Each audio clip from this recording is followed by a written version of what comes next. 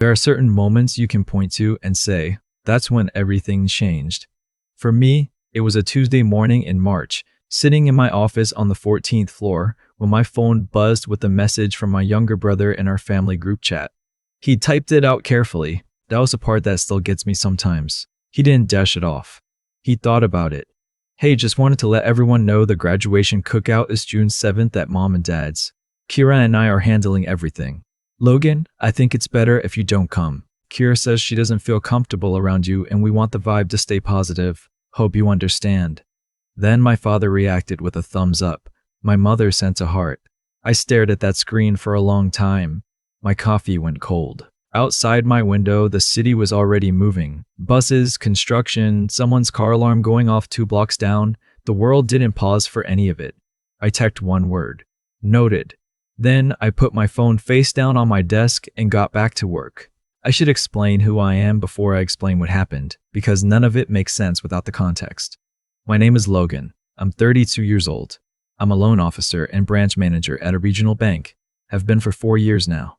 Before that, I spent 6 years working my way up from teller to senior advisor while finishing my finance degree at night. I drive a used car. I eat lunch at my desk most days. I'm not flashy. I never have been. My brother is 26. His name is Brendan. He just finished his MBA, the one my parents and I together helped pay for. He's smart. Genuinely smart, the kind of smart that comes easily and doesn't cost him much sleep. Growing up, teachers loved him. Coaches loved him.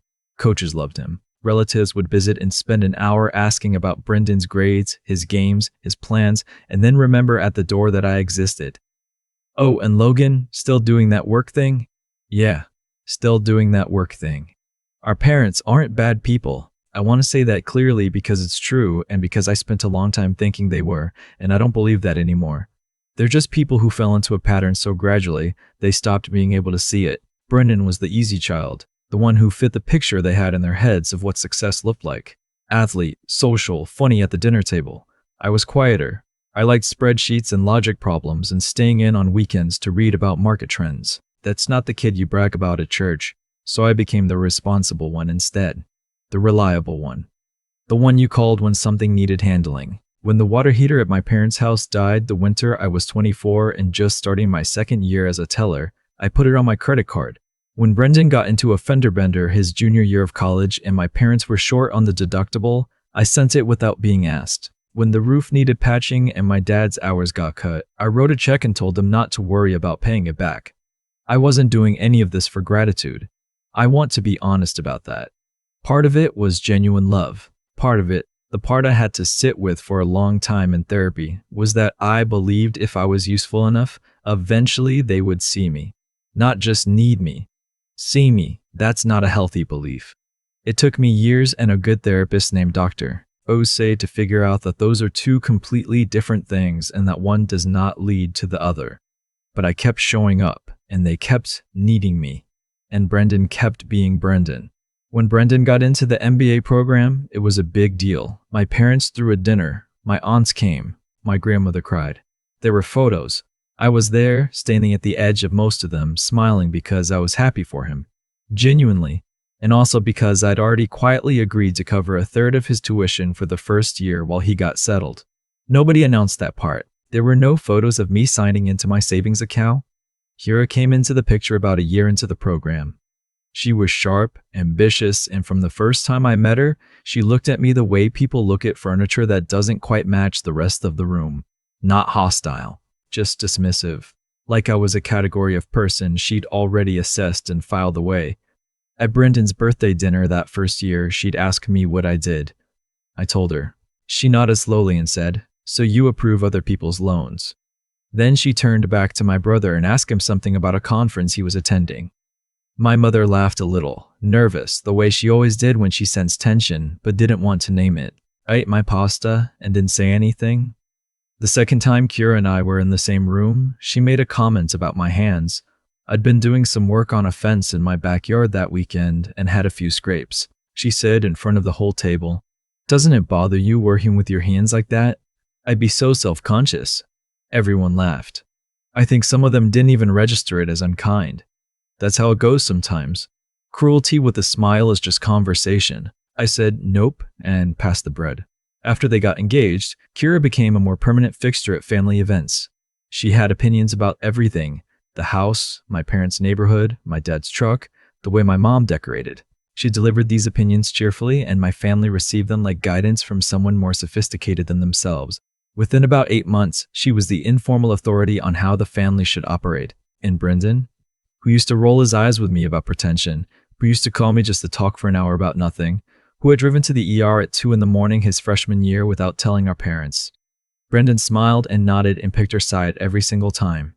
I noticed and nodded and picked her side every single time. I noticed. I didn't say anything.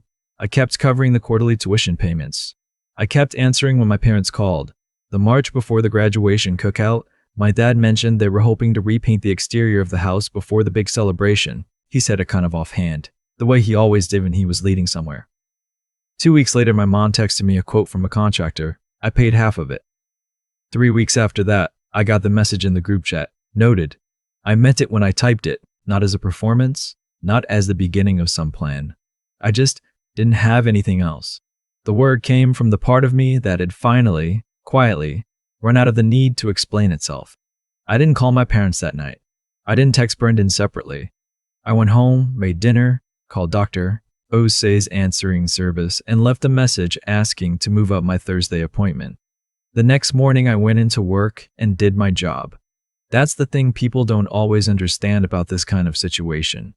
The turning point isn't dramatic. It doesn't feel like a decision. It feels like something in you just stops. Like a faucet that's been slightly on for years and you finally, without fanfare, turn it all the way off. I stopped offering.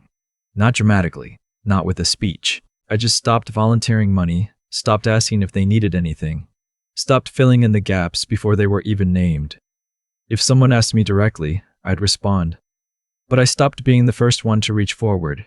My parents noticed within a month. My mom called and mentioned, almost casually, that they were a little behind on the electricity. In the past, I would have already sent something. I listened, said I was sorry to hear it, asked if they'd talked to the utility company about a payment plan, and said I hope things evened out. There was a long pause. Logan, are you okay? I'm good, Mom. A little busy at work. How's everything else? She moved on. But I could hear the recalibration in her voice.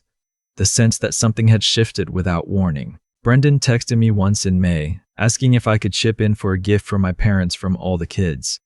I told him I'd already gotten them something separately. That was true. I'd sent flowers and a card. He didn't respond. June 7th came. I worked, had lunch with a colleague, went home and cleaned my apartment, ordered Thai food, watched a documentary about infrastructure projects, which sounds boring and was actually fascinating. I slept fine. The next day, my mother called to tell me it had been a beautiful party. She sounded slightly guilty and slightly searching, like she was waiting for me to say something that would let her off the hook. I told her I was glad it went well and asked about the food. She told me. We talked for about 12 minutes and hung up. It was, somehow, the most normal conversation we'd had in years. 2 weeks later, on a Thursday, I was sitting in my office going through loan applications when my assistant told me I had a walk-in requesting to speak with whoever handled residential mortgages. I told her to send them to the loan desk and that I'd be out shortly. I finished the paragraph I was reading, stood up, straightened my jacket, and walked out to the main floor. Brendan was sitting at the loan consultation desk. Kira was next to him in a blazer, a folder of documents in her lap. They were looking around the branch the way people do when they're somewhere unfamiliar, noting things, assessing. I watched them for about 3 seconds before Kira looked up and saw me. I won't describe what her face did in detail because I don't want this to be about that moment, but I'll say, she had not known. And in the time it took me to walk across the floor, I watched her understand several things simultaneously. Brendan stood up, his mouth opened. Logan. Hey, I said, what can I do for you? Here's what I knew before I sat down with them. Brendan had applied for a mortgage pre-approval at 2 other institutions and been declined both times. His debt-to-income ratio was strained, partly tuition debt, partly some credit decisions he'd made in the past year that I hadn't known about. Kira had some assets but a short credit history in the country. They were trying to buy a house before the end of the summer. They wanted to move before they had to start paying full rent again. I knew all of this because my assistant had pulled a basic file overview as standard practice before any consultation. I sat down across from my brother and his fiancée, and I asked them what they were looking for. Brendan explained. Kira watched me with an expression I couldn't quite name, somewhere between embarrassed and calculating, trying to figure out how this was going to go. I listened to everything. I asked the same questions I asked everyone. I was professional, thorough, and calm. When they finished, I leaned back and said I'd need to review their documentation carefully and that the process would take 5 to 7 business days. Brendan said, "Is there anything you can do to, we've been declined twice, and I review every application on its merits," I said, "the same way I review everyone's." Kira said, "Logan, Ms. Kira," I said gently, "I just encourage you to make sure your documentation is complete. We'll be in touch." I stood up. I shook Brendan's hand. I handed them each a business card. I walked them to the door. Then I went back to my office, sat down, and stared at the wall for about 90 seconds. Then I picked up my phone and texted Dr. Osei, "I'm going to need to talk this week. I want to be very clear about what happened next because I know how these stories go, and I refuse to let this one be misread." I did not deny their application. I reviewed it fully, fairly, and by the book. I applied the same criteria I applied to everyone who sits across from me, and the application on its own merits was not approvable. The debt load was too high. The down payment was at the outer edge of acceptable, and there were flags in Brendan's credit history that any institution would have caught. I sent a formal declination letter through standard channels. I included a detailed breakdown of the reasons, which is actually more than we're required to provide. I also included a list of resources, credit counseling services, a timeline for what they'd need to address to become approvable within 12 to 18 months, and the names of 2 HUD-approved housing counselors in the area. I signed it with my full name and title. The letter arrived at their address on a Friday. My mother called me Sunday morning before I had finished my first coffee. "Logan." Her voice was tight in a way I hadn't heard in years. "What happened with Brendan's loan?" I told her I wasn't able to discuss another person's application. Privacy laws. I said it calmly and without any inflection that could be read as satisfaction. Because I wasn't satisfied. I was tired. "But you know him. You could have, Mom." I waited a beat. "You know that's not how this works." She was quiet. "I gave them every resource I could to set them up for success in the future," I said. "That's genuinely the most I can do." Another pause. Long enough that I heard my father's voice somewhere in the background asking something. "He said you shook his hand," she said finally. "When they came in, like he was a stranger." "I was professional," I said. "That's what the situation called for." She started to say something about how this was a hard time for them, how the wedding was coming up, how she wished things could just be Mom, I said. Not cutting her off exactly, just quietly stopping the sentence from arriving somewhere neither of us wanted it to go. "I hope everything works out for them. I really do. But I need you to understand something." I took a breath. "I've been showing up for this family my whole adult life. Quietly. Without making it a thing. And 2 months ago, Brendan told me, in writing, in front of everyone, not to come to his graduation party because his girlfriend finds me uncomfortable. And everyone liked and hearted that message. Including you." She didn't say anything. "I'm not angry," I said, and I meant it. "I'm not punishing anyone. I'm just done being the person who absorbs everything and asks for nothing and gets excluded from the cookout." The line was so quiet I could hear traffic outside her window. "I love you," I said. "I'm not going anywhere, but I need things to be different." She cried a little. I sat with that. I didn't fill the silence with reassurances I didn't mean. Eventually she said, "I didn't think about how that must have felt." "I know," I said. Brendan texted me that same evening. Not to yell, which surprised me. He just said, "Can we talk?" I said yes. We met for coffee a few days later, just the 2 of us at a place near my office. He looked tired, older than he had at the birthday dinner. He said he was sorry about the cookout message, that Kira had been upset about some old tension she felt, but that he should have handled it differently. That he shouldn't have said it in the group chat. That he'd been trying to manage too many things and took the easiest path. I told him I appreciated that. He said he didn't know I'd been contributing to his tuition. That he thought it was all our parents. I told him the amounts. He went quiet for a long time. "Why didn't you ever say anything?" I thought about it. "Because I didn't want you to feel like you owed me, and because I think I'd convinced myself that helping was the same as being close to you. It's not, though." He looked out the window for a while. Then he said, I've been a bad brother. You've been distracted, I said. There's a difference. But yeah, some of it was more than distracted. We talked for almost 2 hours. About our parents, about the pattern we'd both grown up in without naming it, about Kira, not harshly, but honestly. He acknowledged some things. I acknowledged some things. It wasn't a perfect conversation, but it was a real one, the first real one we'd had in years. He asked if I would consider attending the wedding in the fall. I said I'd think about it. Genuinely. The application issue resolved itself eventually. Brendan and Kira followed the counseling recommendations, addressed the credit flags, and reapplied 8 months later. Not at my branch, which was the right call, and they were approved. They bought a small house about 20 minutes from our parents. I wasn't at the closing. I didn't need to be. I was at the wedding. It wasn't perfect. Kira and I were polite to each other in the way people are when they've both accepted that warmth isn't available, but coexistence is. My parents, my dad especially, were awkward around me in a way that told me the conversation with my mom had been repeated. I didn't mind. Awkward is honest. Awkward means something landed. I gave a toast. I kept it short. I said that I was proud of my brother and that I hoped they built something real together. People clapped. Brennan hugged me afterward and said, quietly, "Thank you for being here." Of course, I said, and I meant it. I don't tell this story because I want to be seen as someone who won something. I didn't win anything. There was no scoreboard. My family didn't transform overnight into the people I sometimes wish they were, and I didn't stop loving them because they'd hurt me. What changed was me. More specifically, what I was willing to keep absorbing changed. The version of me that would have spent June 7th driving past my parents' house just to see the cars in the driveway. That guy is gone. I don't miss him. He was exhausted. The thing Dr. Osei said that stuck with me most was this: you've been confusing availability with love. They're not the same. Real love can have limits. Availability without limits is just fear dressed up as devotion. I think about that a lot. I still talk to my parents every week. I still help when I can, when it's a genuine need and not just an expectation I haven't gotten around to disappointing yet. My brother and I text occasionally. He sent me a photo last month of a bookshelf he built in the new house.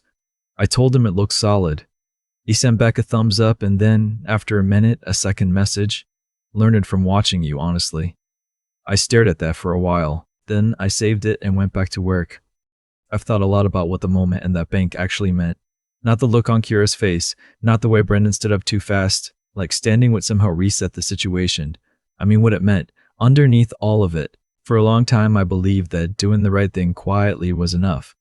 That if I just kept showing up, kept covering the gaps, kept being the person who didn't make trouble, something would eventually balance out.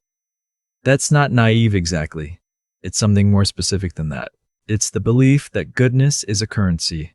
That if you spend enough of it, someone will eventually hand you back what you're owed. That's not how it works. I know that now in a way I couldn't have explained at 25. What actually happens is this: when you make yourself infinitely available, people stop seeing availability as a gift. It becomes infrastructure. You become the thing that's always there, like electricity or running water, noticed only when it stops. Brendan didn't think about the tuition money because he never had to. My parents didn't consider what the exclusion felt like because they'd never had to consider my feelings as something that required protection. I had trained them, slowly, over years to take the steadiness for granted. That's not their fault entirely. It's mine too. Not a moral failing. Just a pattern I kept choosing because the alternative, which was being honest about what I needed, felt like too much risk. What if I asked for something and they still said no? At least this way I could tell myself the love was real. It was just unexpressed. The word noted changed something. Not because it was strategic, it wasn't. It came from exhaustion, from a place past anger where things just go very still. But in that stillness, something honest finally had room to exist. What I've come to believe is that integrity isn't about the big dramatic moments. It's not the speech you give or the confrontation that lands perfectly. It's the 100 small decisions to stay true to what you know is right even when no one's watching and no one's thanking you for it. I paid those tuition bills because I believed in my brother's potential and because it was the right thing for our family. Not because I expected a return, but I also had to learn, slowly, painfully, that doing the right thing doesn't require me to disappear inside it. Brendan building that bookshelf and thinking of me, that wasn't something I engineered. They grew out of him having to sit with the reality of who I actually was once I stopped shrinking myself to fit the role they'd assigned me. You can't make someone see you by making yourself smaller. You make them see you by refusing, quietly and without drama, to keep hiding. The cookout happened without me. The mortgage application came back declined. None of it was revenge. All of it was just cause and effect. You spend years not seeing someone clearly, and eventually life arranges a situation where you have to. That's not punishment. That's just reality doing what reality does when you've been avoiding it long enough. I'm still working on the balance. Still learning when to give and when to hold. Still sitting with Dr. Ose on Thursday afternoons, untangling the parts of me that reflexively reach forward before I've even checked whether it's welcome. It's slow work. It doesn't make for a tidy ending.